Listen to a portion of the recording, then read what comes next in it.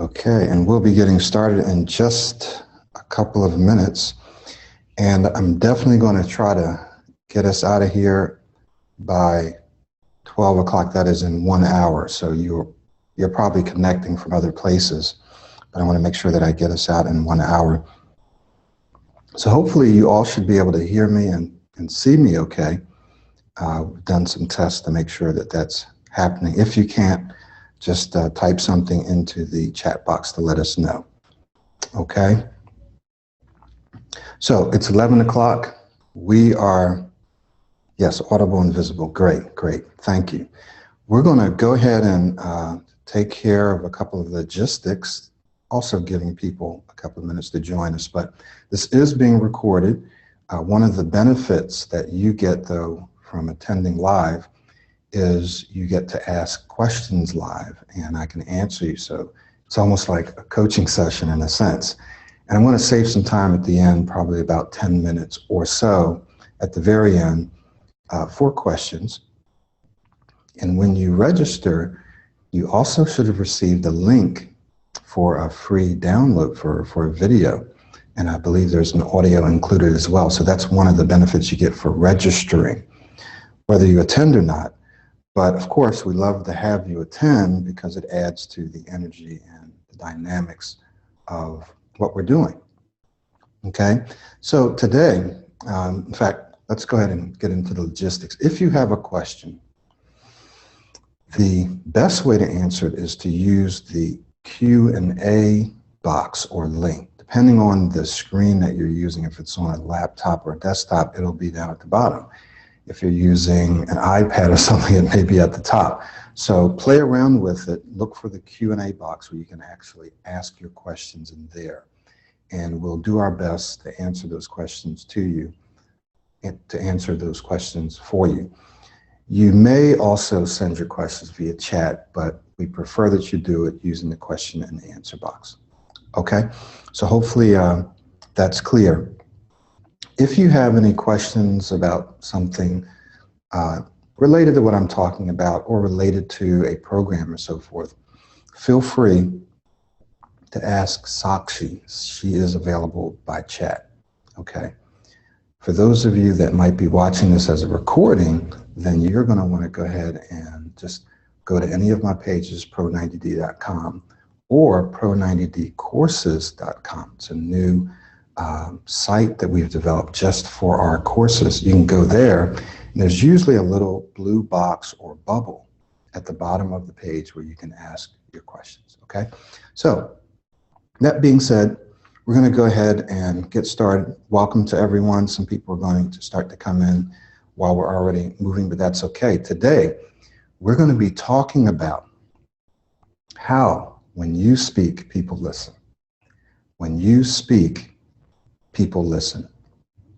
We're going to be talking about how you can conquer any fear that you have of stuttering or of public speaking, because people who don't even struggle with stuttering often have a fear of speaking in public, okay?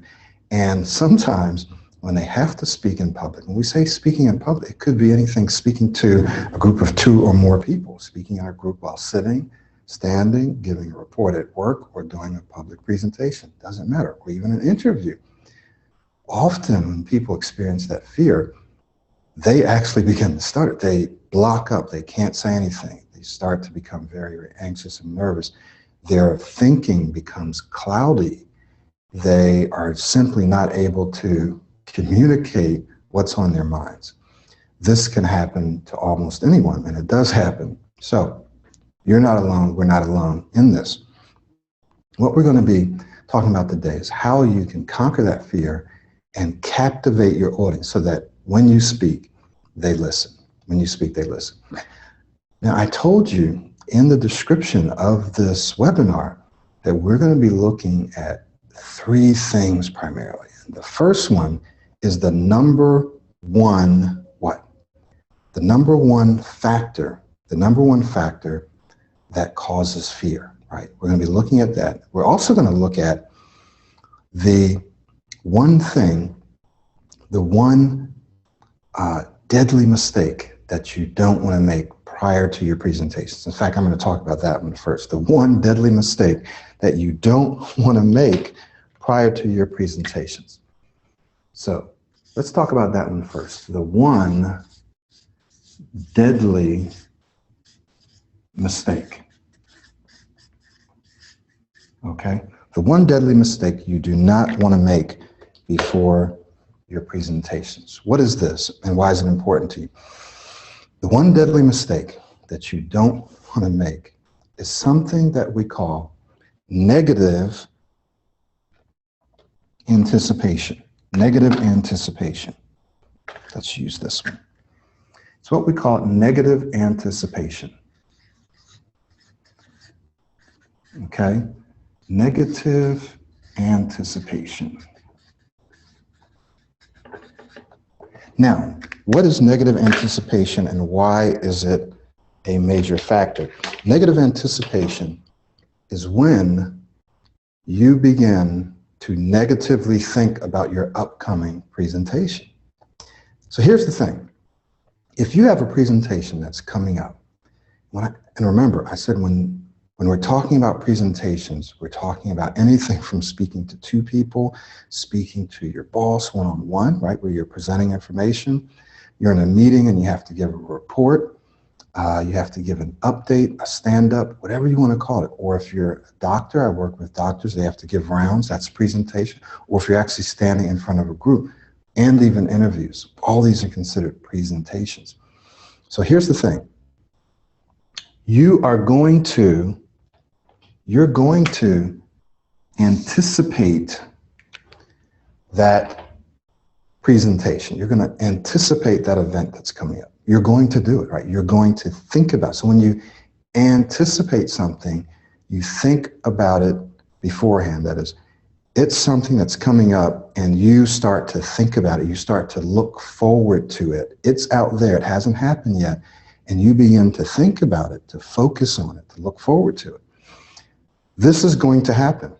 This is going to happen. The only question is, how are you going to think about, how are you going to anticipate that presentation, that upcoming event? How are you going to do it? What many people do is they negatively anticipate the upcoming event, right? They begin to worry about it. They begin to think about, well, what if I mess up? What if I don't say all the things that I need to say? What if I forget some things? What if I get stuck and stutter? How am I going to feel? How's that going to make me look? How are my colleagues going to view me? How's my boss going to view me? Right? What if I skip stuff that I really need to say? Then what's going to happen? And then how am I going to feel about that? So people begin to negatively anticipate upcoming events. They also do this by thinking backwards. That is, they think, wow, the last time I did that, I really messed up, or I struggled, I had a hard time saying this word, or I couldn't introduce myself, or there's this word that I have to say. It's a technical word. It's a word that's a part of my industry. And I always have a hard time. So then they anticipate that they're going to have a difficult time saying that. And just that one thing, that one anticipation, causes them to become very anxious about the entire presentation, because they're thinking, well, okay, even if I start off well, what if I get to that word and I can't say it? Then normally everything goes downhill from there. So then it starts a snowball effect, right? And then you start anticipating, you start thinking about all of that, and you become, or a person becomes very, very anxious and nervous. And guess what ends up happening? What ends up happening is the very thing that they don't want to happen happens. They actually don't perform as well as they would have liked, okay? So the one deadly mistake that you do not want to make, and I'm going to tell you how to not make it right now. You do not want to negatively anticipate your upcoming events. Remember, you are going to think about them. So what you have to do is take control over how you think about them. You're going to think about them, but it's how you think about them. So let's talk about how. How can you positively anticipate your upcoming events? How can you positively anticipate your events? That's the secret here. This is a one deadly mistake you don't want to make. You don't want to negatively anticipate. So how can you positively, right? Positively anticipate it. That's the question, isn't it?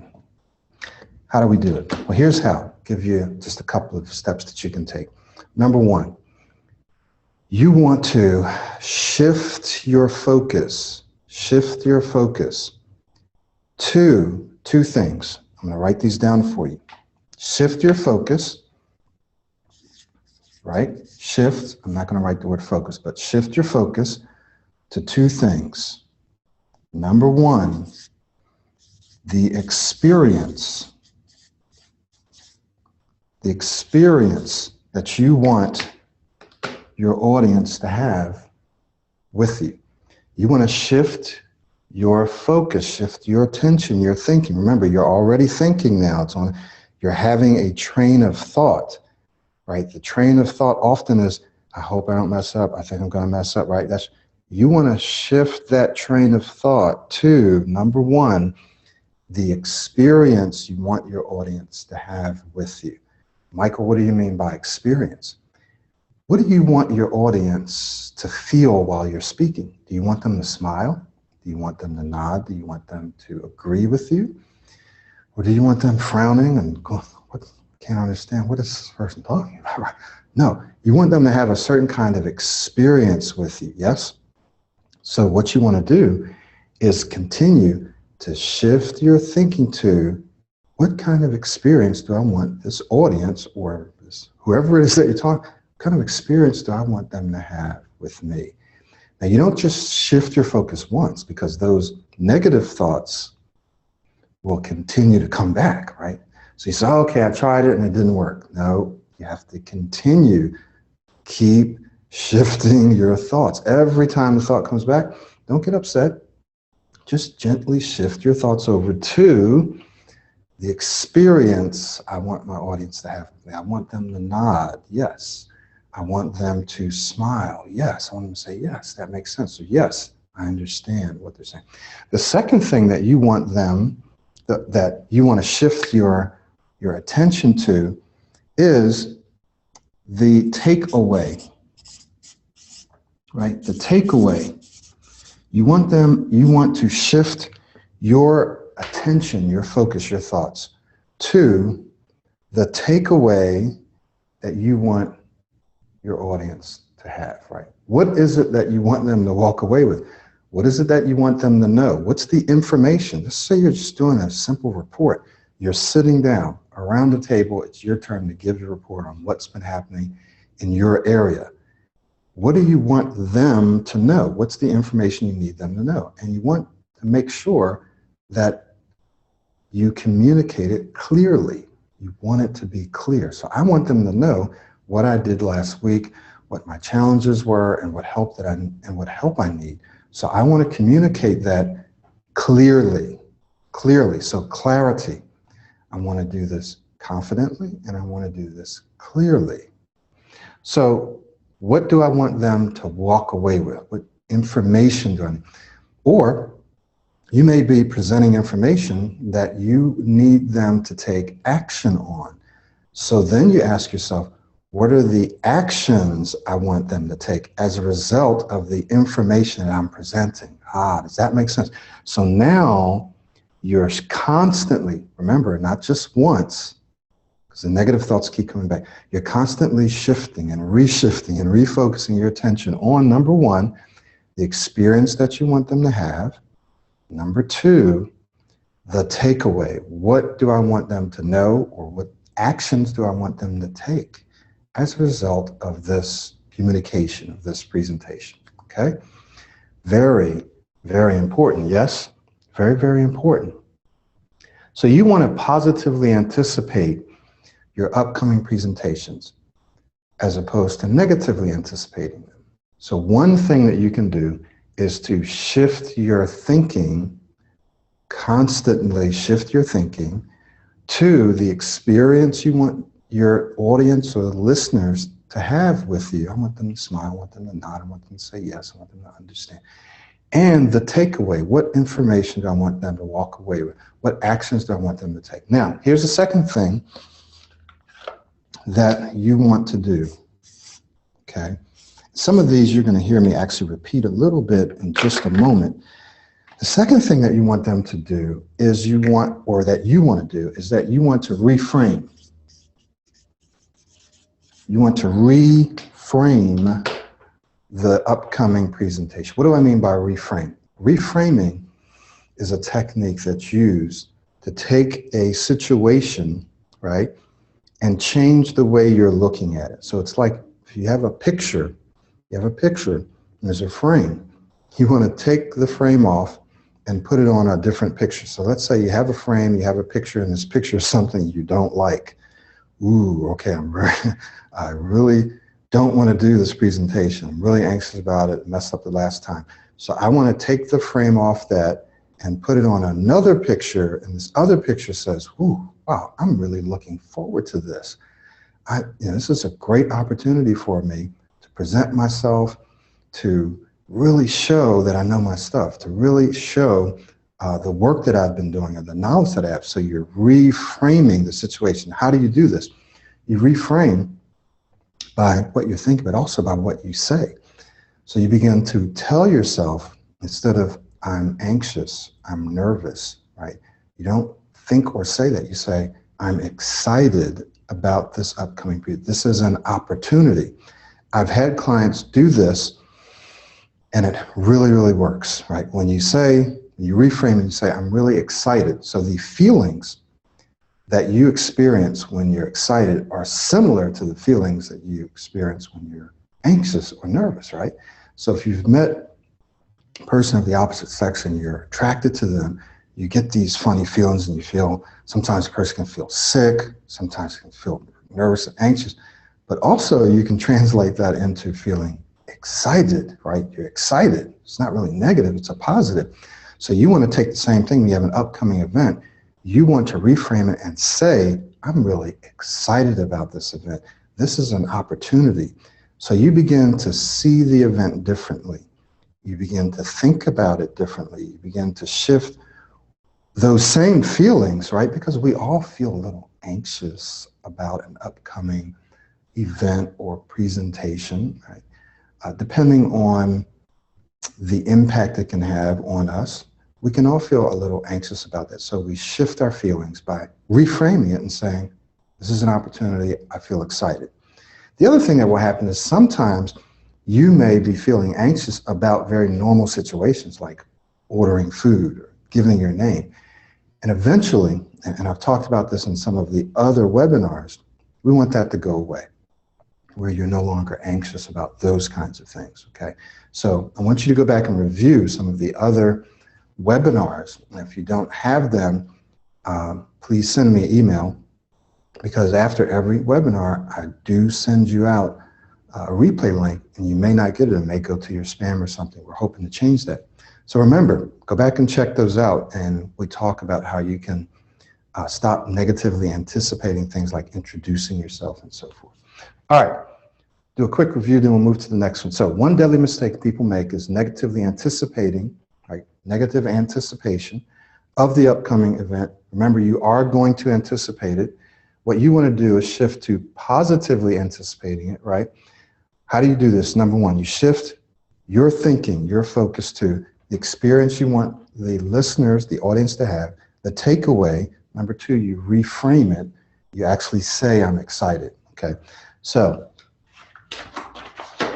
the second way that you can speak and you can present, and you can prepare yourself to speak and present so that people listen. See, the first way was to help you not negatively anticipate, which will sabotage yourself, sabotage your presentation.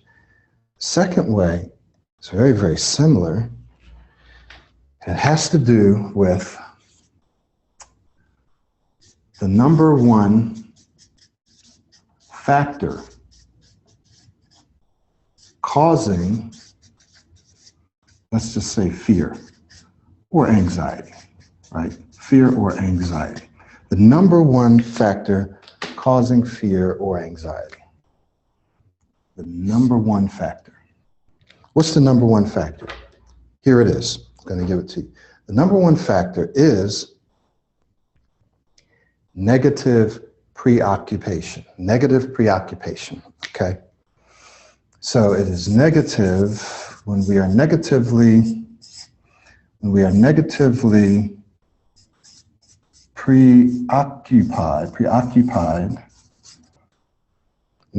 preoccupied with a couple of things. We're negatively preoccupied with a couple of things. Number one, the judgment of others. The judgment of others.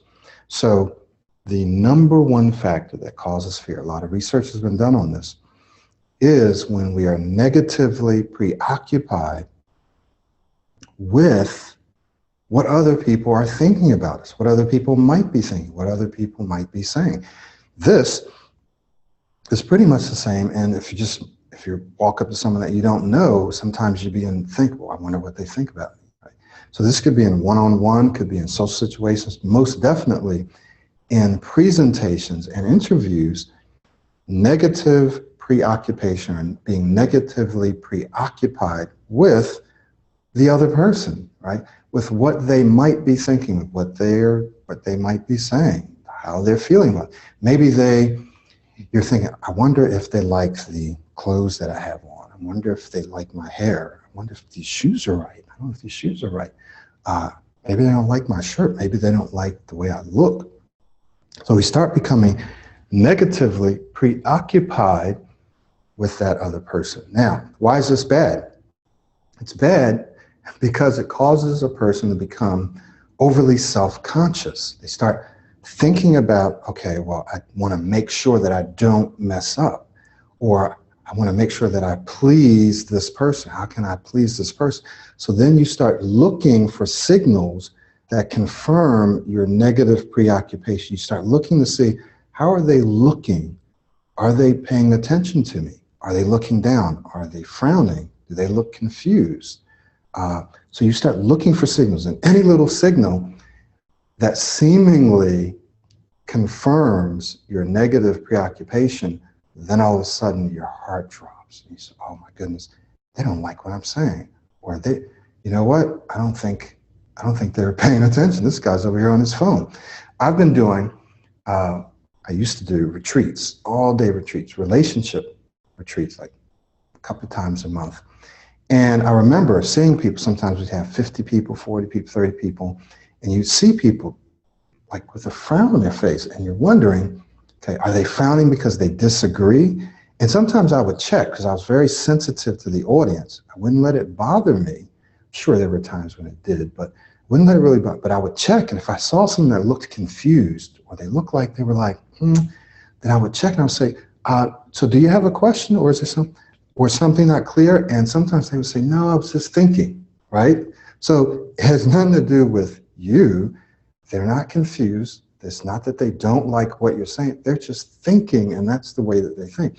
Or sometimes they would say, yeah, well, I'm not sure if I agree with that. And then they would present their question or their perspective, and that's okay too.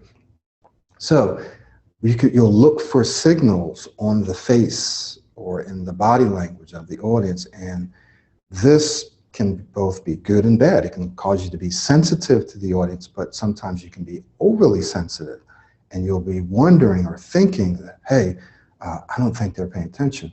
So someone might be taking notes, right? Or sometimes they're just on their phones chatting, not paying attention, but it might not have anything to do with you, right? It just might be something that person does. So you have to be very careful about this, because when you become overly preoccupied with the judgment of the audience, it shifts your thinking away from what you should be focused on. Now, let's do a little review. What should you be focused on when you're speaking? You should be focused on what it is that you want to say, right? But I've broken it down into two things. The experience you want them to have, we'll go into that a little deeper, the experience you want them to have, and what you want them to take away. Those are the only two things you should be focused on. Everything else, you have to move out of your mind, move out of your consciousness. Whenever it comes in, you gently refocus on what experience do I want them to have? What do I want them to take away? So thinking about, worrying about the judgment of others is one of the things that can cause you to become very, very anxious before and during your presentation, right? Even during your presentation, if you're presenting and you're looking around, you're picking up signals, it can take you down. The other thing that you want to look at with regards to negative preoccupation is how you're going to feel about the judgment of others, right? The feeling. So the first one is the judgment of others. And then the second one is the feelings, right? The resulting feelings. The resulting feelings. So if you're doing a presentation and your supervisor, your peers, your boss is there, and you don't do as well as you would like, so you know that people are judging you right there saying, okay, that was bad. How are you going to feel? But you're going to feel bad about that. No one wants to feel bad. Or I left this out, I messed up. So you feel bad, you feel embarrassed, right? So then it's those feelings that we want to avoid. Quite naturally, all of us do, right? Like the fear of failing. I don't want to do that because I don't like the feelings that accompany failing. So we try to avoid feeling bad. So someone's going to judge me, and then I'm going to feel really bad about it. And then it could impact my job, me getting a promotion, how my colleagues see me, respect, and so forth and so on, right? So judgment of others, and then the feelings that come along with it. Now, what do we need to do to make sure that this doesn't happen? Well, the same thing as in number one. You want to make sure that you continuously focus, refocus, shift, reshift your thinking and all of your actions towards making sure that they have the best experience they can, that they experience what you want them to experience minimally, right? They'll experience more than that. But I want them to smile. I want them to nod. I want them to walk away with something. I want them to say, I didn't think about it like that. I didn't look at it like that. You want them to walk away knowing three things, or at least knowing one thing. You want them to take this kind of action. This is my goal. This is my mission for this presentation. This is what I want to present, what I want to project. When you do that, guess what will happen? When you focus on that, you'll be more likely to get it. If you focus on how people might be judging, half the time they're not even thinking the things that you're thinking. Half the time they're not even judging you in that way. So when you focus on this, chances are you're going to get more anxious, you're going to become overly self-conscious, your thinking is not going to be as clear, and you probably are not going to perform as well as you would like. You're probably going to get the very result that you don't want. But when you focus on the experience and you focus on the takeaway, then what happens is with each presentation, you move closer and closer to that. And people will begin to tell you, wow, that was very clear, or that was very good. You're actually a great presenter. You're a great speaker. I really enjoyed that. Or I didn't think of it like this, okay? These things will begin to happen. How do I know? My clients tell me. They tell me that this happens. People come up to them and tell them. Sometimes within a matter of weeks, sometimes it takes a month or two, but it happens.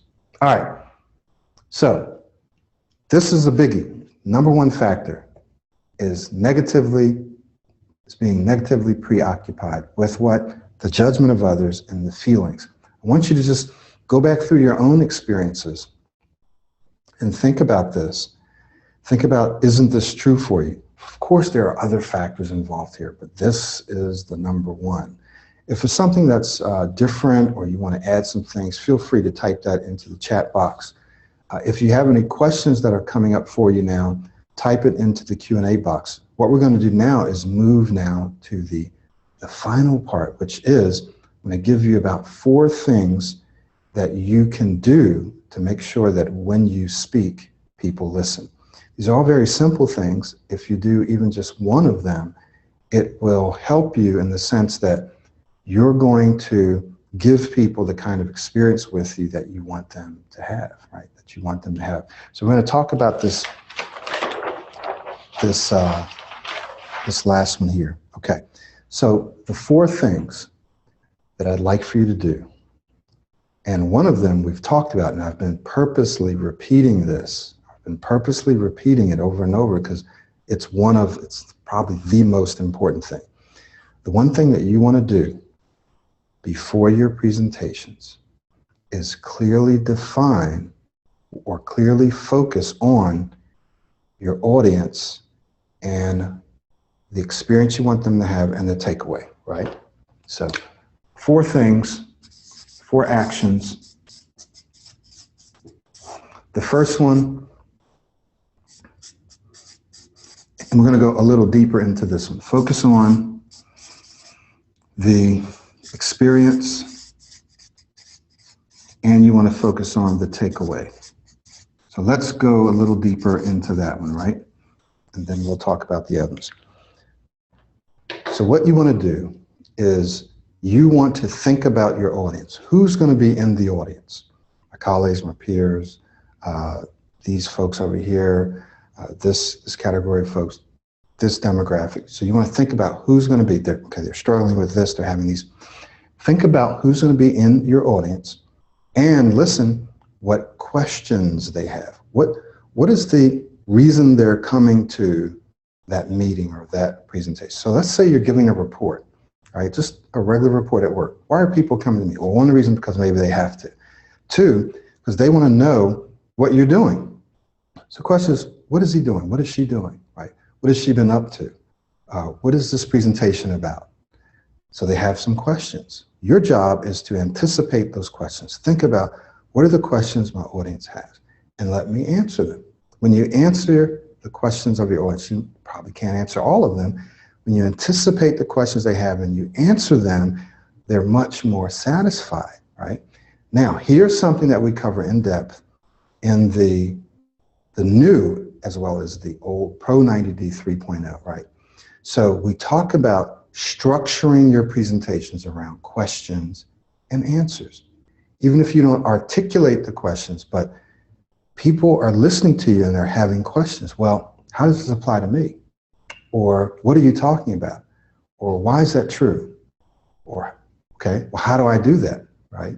Or, you know, so they're having questions going through their mind as you're speaking. So if you're talking about something that happened at work, well, okay, well, what happened next? Or, how did you solve it? What are you going to do about it? Well, how much does this cost? Right? So they have these questions. So you want to anticipate those questions, and then you want to answer them. So you could say the number 1 factor, for example, number 1 factor that's causing fear is negative preoccupation. So it says, well, what is that? What is negative preoccupation? So I anticipate.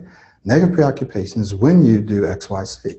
Okay, well, why is it the number 1 factor causing fear? Well, number 1 factor causes fear because once you start to be preoccupied with what someone else might say and think about you, then you start becoming more anxious and more fearful because you don't want to mess up, right? So you anticipate the questions and then you answer, and you could even articulate the question. So why is this? Well, here's the reason why. You could be giving a presentation at work. Why did we do it this way? Well, we did it this way for 3 reasons, and you go on and you give the reasons. We go into depth in the portion of the Pro 90D called Conquer Your Fear and Captivate Your Audience, right? Also called the Proactive Speaking Presentation System. Go into depth in how to anticipate, prepare, practice, and present. We go into detail. And then on the presentation part, I give you 12 actions to take while you're presenting. And don't worry, it's not like too much for you to remember. Once you do it, it becomes very natural. This is in the Pro 90D, this whole thing and more. All right, so then you focus on the experience to take away. How do you do that? You think about your audience and the questions they have. You anticipate them and you answer them. What else do we need to do in terms of the experience, and why is this important? When you focus on the experience, here's something I didn't mention before with regards to speaking. There are a couple of elements involved, 2 to 3 elements. One is your speaking style, and 2 is the structure, right? The style and the structure. The style and the structure. The Pro 90-day speech system, both the course and the coaching, we work on both style and structure. For many people, it's primarily style. What do I mean by style? Your style of speech, the way that you speak, has an impact on their experience with people's experience with you. So if you are monotone, then people will drift off. If you don't use any body language, then people will drift off, right? If you do not inflect your voice, if you don't have pauses, then people will do what? They'll drift off.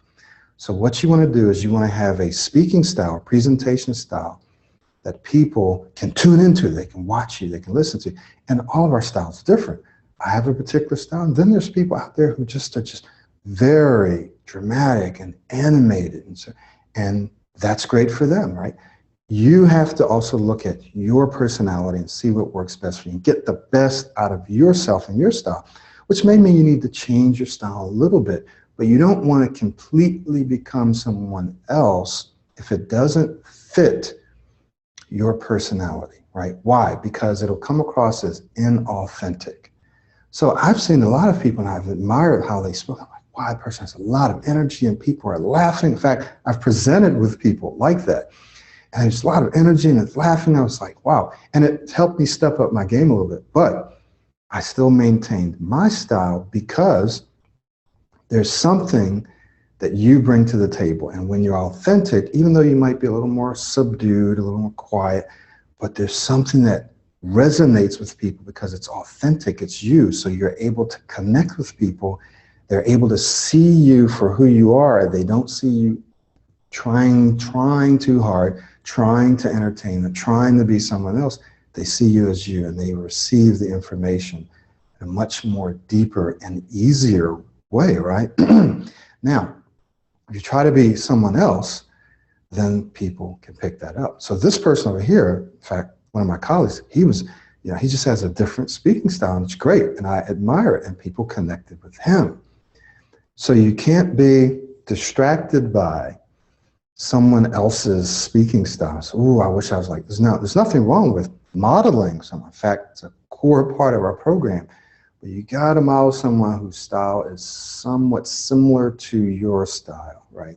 Somewhat similar to your style, so it can bring out the best in you. This is so very important when you're speaking, to understand style, which has to do with body language, facial expressions. So, I mean, if you're just speaking like this, and I'd probably be losing a lot of people right now, right? If I were just speaking like this, okay? So you don't want to do, you want to use some facial expressions, you want to smile. Now, you don't want to smile like this the whole time, right? Just speaking. So you want to use your body. Now, you don't want to, now I use my hands sometimes a little bit too much, but that's my style. Sometimes I'll try to pull it down a little bit, but I use my hands. And some people use their hands a lot. That's okay. Some people use their hands a little less. But you do want to use their hands, because I mean, you don't want to stand and like be making faces, but not using your hands, or standing like this. So you want to use your hands. So again, you don't have to use them as much as I use. Now, I have a certain range that I have to stay in for this camera, but if we were live, I would be moving around. Sometimes I'll move into the audience, right? I'll move right into the audience. I'll stand next to someone when they're asking a question. I used to do this in retreats and workshops. I used to do this when I was a preacher, off the pulpit, out into the audience, right? I mean, I wouldn't go into the aisles, but I would go right down, hundreds and hundreds of people, and walk down the aisle or whatever, and communicate with people like that. That was my style. So you're going to have your own style, and you want to maximize and get the best out of it. Style. So style determines their experience with you. That's one of the things that determines. Structure. The structure has to do with frameworks. how are you framing your presentation? We briefly talked about it. I simply don't have enough time to go into that in detail. It is in the Pro 90D. It's a part of the Pro 90D speech system, the new Pro 90D speech system. And when we talk about structure, in fact, I mentioned some of this, using the Q&A structure, question and answer, anticipating your audience, saying, what questions are they going to have? Using numbers and categories. Those are all ways that you structure your presentation. There are additional structures that I talk about and additional structures that other people talk about, like the presentation secrets of Steve Jobs, how you can structure your presentation. So you want to have a structure, a framework that you use to speak. Someone asks you a question. That's a good question. All right, well, I think there are two reasons why you want to do this. That's a framework, that's a structure. When you're presenting the same thing, you have a structure, you have a style, and you have a structure. And then you have the stuff that you're talking about, right? The content. Style and structure are obviously very important, as well as the content. So you want to make sure that you work on both of these things. What's the second thing that we want to do, right, leading up to a presentation? So we want to call this, you want to preview your presentation. Preview your presentation. So I want to check the time here. Preview your presentation. Now, I want to give you a very specific exercise, if you will, that you can use to do this.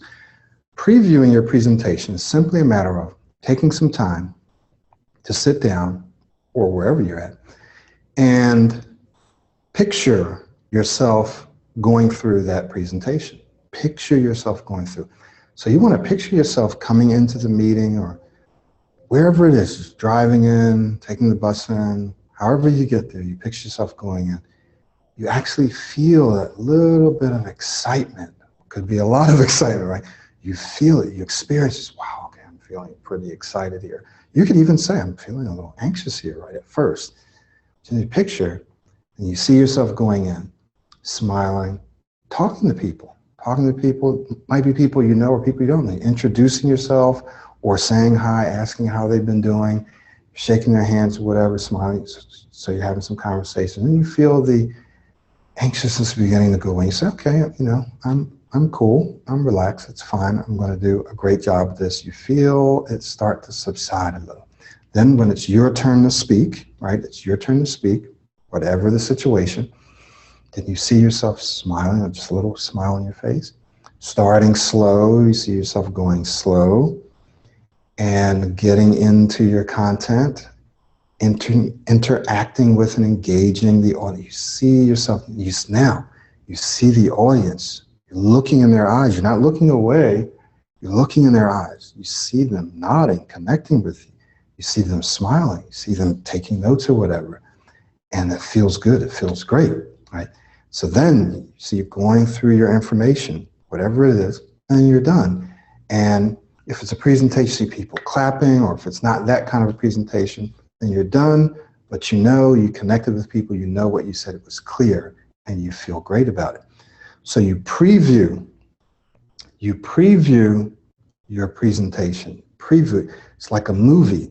You keep running through it from the beginning to the end. Now, you don't always have to go through every piece of information you're going to talk about. You can almost fast forward through the content a little, but you definitely want to preview the beginning of it, and you want to preview the end of it. Now, this preview is a little different than the preparation phase of the Captivate Your Audience system that I'm talking about. There's a whole phase. There's anticipating, there's preparing, there is practicing, and then there's presenting. So when you're preparing and practicing, you are literally going through everything that you're going to talk about. Right? This phase here is what you're going to do the day of, the morning of, maybe the evening before, but it's like right before your presentation. You want to preview it, just walk through it quickly. It should take just a couple of minutes. So you're not going to necessarily go through every detail.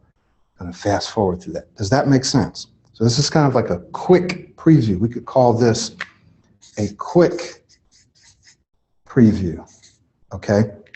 You're going to preview it. You go through it. What else are you going to do?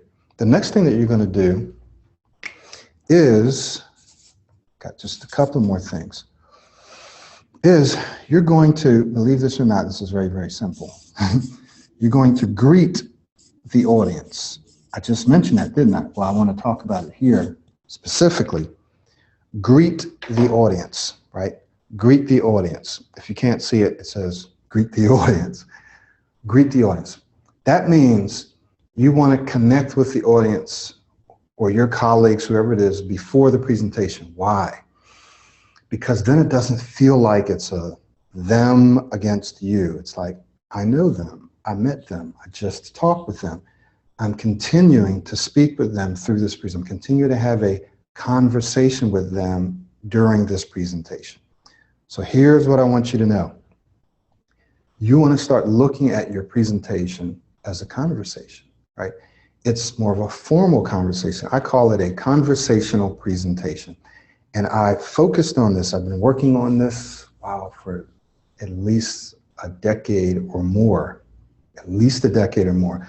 I specifically wanted to create a conversational style presentation. I'm not the first one to create this, obviously, but I wanted to create one for myself that worked for me.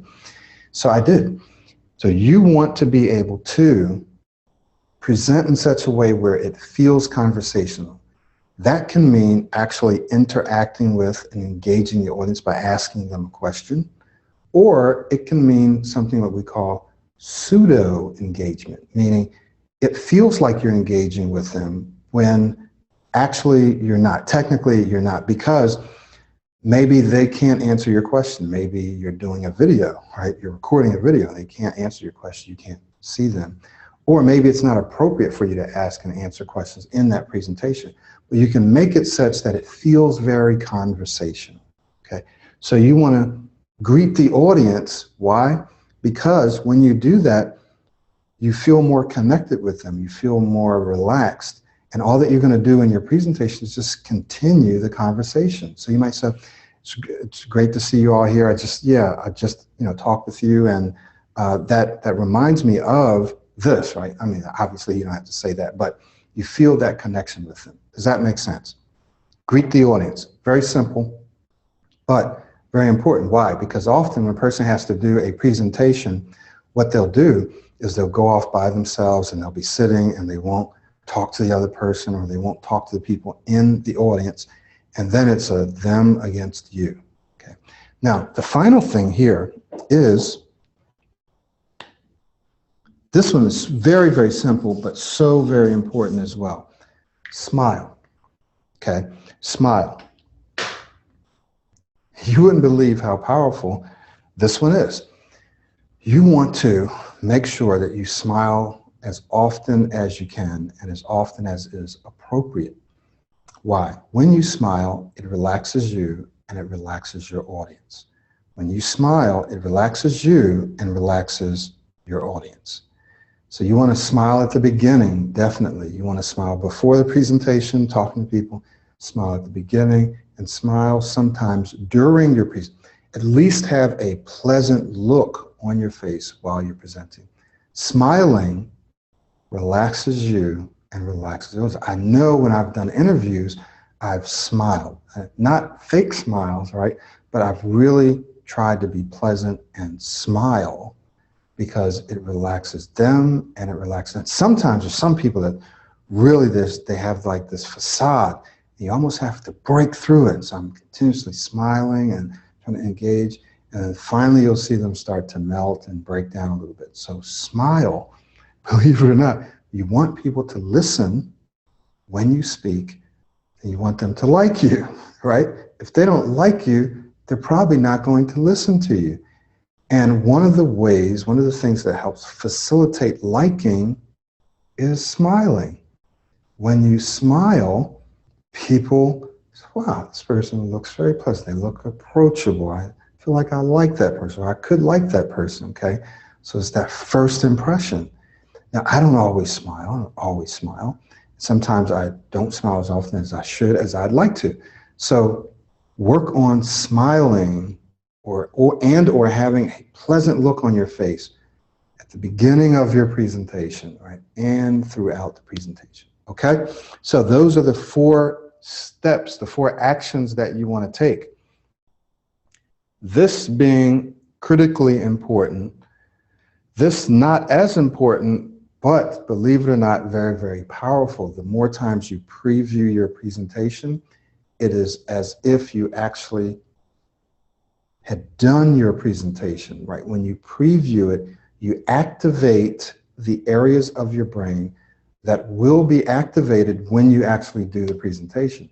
So therefore, the more times you activate those areas in your brain, right, then it's as if you have been practicing and doing the presentation over with a positive experience. So previewing is very, very powerful. Greeting the audience kind of breaks the ice, breaks the barrier down, makes you more comfortable, makes them more comfortable, establishes a connection. Smiling relaxes them and relaxes you. Okay, so those are things that you can do immediately, right? You can do these things immediately. So if you have a presentation today or tomorrow, you can begin to do some of these things. Don't poo-poo this. Don't say, oh, okay, well, that's not really all that great. I was looking for something more. Sometimes it's the simplest things that are the most effective things. It's sitting right there under your nose. I'll give you an example. Have you ever been looking for something and it was right there in front of you, but you didn't see it at first? I think it was yesterday, going to my little closet next to the sink, looking for the brush. I was like, where the freak is this brush? This is supposed to be right here on the shelf. I looked away. I said, okay, it's got to be in there. I looked in there. It was right next to my freaking hand. It was right there. I was like, how did I not see this? It's a great lesson. Sometimes the things are right there in front of you, right under your nose, right next to your hand, but you don't see it. These things are so simple. You've probably heard some of them before, all of them, but they're so powerful and they work. They work, I promise you. So what I'm going to do now is I'm going to transition into answering some questions, right? And then get you out of here by 12 o'clock. And I just want to invite those of you, I'm not going to do any hard selling or anything like that, but all of this stuff we go into detail in the I have a new version of the Pro 90D 3.0 Focus Self-Study. And Sakshi's going to post a link in the chat box, and you'll be redirected to a link, and you'll get an email or so with a link in there. You're going to want to check this out because in this self-study, I have put a template for a daily routine. Daily routines are extremely important. If you're here because you want to work on your speech, you need a daily routine, something that you don't just do once, you do it every day, and you need a proven daily routine. How do we know it's proven? Well, it is based on learning acquisition, habit development. It is based on my personal experience. It's based on the experience of people, clients, just like you. They say this works, this works, this works. Daily routine, you need it. I have it there, it's outlined, you just plug into it and you do it every day. That's in the new one. It wasn't in the older one. It wasn't in the old 3.0. I mean, this is in the new 3.0 at the link that I'm going to give you. Also in the new 3.0 is something called the Retrain Your Brain series, which hopefully you're taking a look at. This is the latest research, latest science explained in very, very basic levels, how your brain works, about experiences that you've had, memories that you had, how to replace those memories, exactly what you need to do, again, every day, talking to yourself, all these kinds of things. It's in this new Pro 90D. It's all there. It's all structured for you, okay? The Conquer Your Fear, Captivate Your Audience, that entire program is in the new Pro, and it's also in the old 3.0, right? So, and they're both the same price. So it's in there. It's in this program. Now, there might be some of you who are ready to accelerate your progress. Maybe you're already taking the Pro 90D and you want to accelerate your progress. You're going to want to contact me about private intensive coaching. For those of you that are ready to accelerate, you know that you need greater accountability because you keep trying stuff on your own, you get results, and then you slack off a little, or life happens, or something happens. You need accountability. You know this works, you know the system works, you need accountability. Contact me about private intensive coaching and set up an interview for that. Finally, we have already launched, and we have one client in our Indian Pro 90D pilot project. It's a pilot project. So Sakshi's going to be posting a link for that. She's going to post a link for the new Pro 90D, which is just awesome, and private intensive coaching interview, and an interest link for the Indian pilot project. Now, here are the criteria. You have to live in India, you have to be an Indian resident, you have to be earning Indian wages, okay? So I'll just tell you the enrollment tuition for this 8 weeks of coaching, pretty much everything is the same, is 40,000 INR, rupees, 40,000 rupees. So you have to do the translation for that, and you'll know if you're in India what that means. So it's not $40,000, it's 40,000 rupees. All the details are going to be there. If you're interested in that, then please click the link, okay? So that's it. I'm going to answer some questions now, and I look forward to seeing you. Remember, you'll be getting a replay. Hopefully you've gotten your gift. Make sure you watch that gift. It's extremely powerful. We talk about authority. And watch this replay. I hope this was helpful. If you have questions, I'm going to take those now. And if you haven't gotten into the Pro 90D, get into that now. If you need greater accountability, check out the coaching. I'm going to shift over to my other computer to answer your questions.